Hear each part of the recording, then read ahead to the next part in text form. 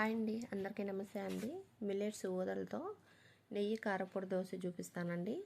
ఆరోగ్యానికి చాలా మంచిదండి. ఊదలు ఏదో ఒక విధంగా ఇవి తినటం వల్ల లివరు, కిడ్నీ, పనితీరుని మెరుగుపరచుకోవచ్చండి. అలాగే కొలెస్ట్రాల్ని కానీ తగ్గించుకోవచ్చండి ఈ ఊదలు తినటం వల్ల. మరి వీడియోలోకి వెళ్ళిపోదామండి. చూడండి, ఊదలండి ఇవి. నేను 2 గ్లాసులు ఊదలు తీసుకొని 1 స్పూన్ మెంతులు తీసుకొని ఒక 6 గంటల సేపు నానబెట్టుకున్నానండి. ఇవి ఎంత నానితే అంత మంచిదండి. 6 గంటల పైన మీరు నానబెట్టుకోవచ్చు. అలాగే వీటిలో 1 గ్లాస్ నీళ్ళు పోసి నానబెట్టుకున్నాను. ఈ నీళ్ళన్నీ వంచుకోవాలండి. ఆ నీళ్ళతోనే మనం పప్పు రుబ్బుకోవాలి.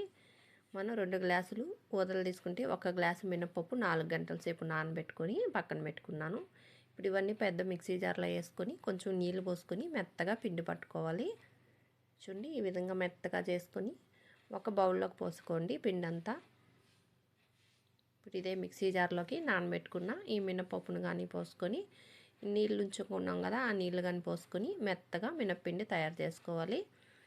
ఈ మినప్పిండి కానీ ఈ పిండిలో కలిపేసి 2 బాగా కలిపేసుకోవాలి. కలిసే విధంగా ఇలా కలిపేసుకొని ఒక నైట్ అంతా పిండిని పులవనివ్వాలండి. చూడండి, మార్నింగ్ చూపిస్తున్నాను. పిండి చూడండి ఎంత బాగా ఫర్మెంట్ అయిందో. ఇదంతా ఒకసారి బాగా ఇలా కలిపేసుకొని మీకు టిఫిన్కి ఎంత అవసరమో అంత పిండి ఒక గిన్నెలోకి తీసుకోండి. ఇలా తీసుకొని మిగిలిన పిండి ఫ్రిడ్జ్లో పెట్టుకొని మీకు ఎప్పుడు అవసరమో అప్పుడు 10 నిమిషాల ముందు పిండి బయట పెట్టుకొని మీరు టిఫిన్ తయారు చేసుకోవచ్చండి.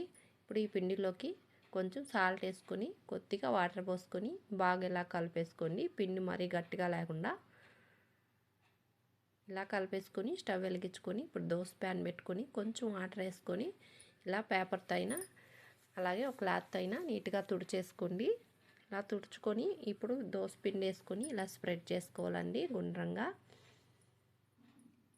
ఇది నేను మామూలు ప్లెయిన్ దోశ చూపిస్తున్నాను. ఫస్ట్ కొంచెం ఆయిల్ వేసుకున్నానండి. కొంచెం దోశ కాలిన తర్వాత ఇది రెండో సైడ్ కానీ తిప్పేసుకున్నాను. చక్కగా వస్తున్నాయి చూడండి, ఎక్కడ అంటుకోకుండా.